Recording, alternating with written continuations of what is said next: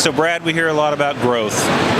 It seems to be on the front of everyone's mind, and the kind of the major objective of most companies. Can you talk about ways that growth can be accomplished?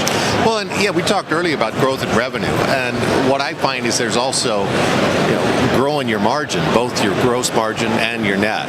And so I'm more of an ops guy versus a sales guy, and I'm always, how do you get the waste out? So I can sell the same amount of revenue, but if I can get my people out in the field more, I mean, if you think about it, just a simple one, every Home Depot run or Lowe's run is $500 before I buy the part, which is now 10 times more anyway. And so it's not only the $500, it's I now took them away from the job site, so now we've got to catch up, and that catch up, I've got to pay them overtime on. And just because I did that, now the next job is late, so now we hurry the next job. And so now we've caused it that we didn't stage correctly. Staging is huge in a warehouse.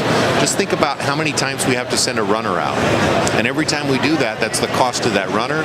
It's the time it takes that the people are waiting for that runner, because they can't seem to do anything until that part's there. They can't go work on another room.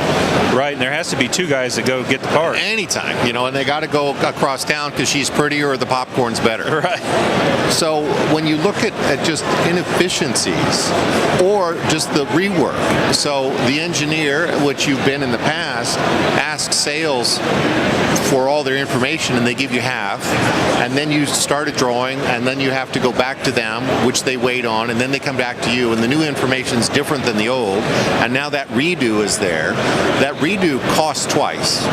And what a lot of people don't understand is opportunity cost. What's the opportunity, the cost of the opportunity we gave up to go do that thing twice? And the one thing that a company has that it never gets back is time. And so we really need to value people's time in order to make their time efficient.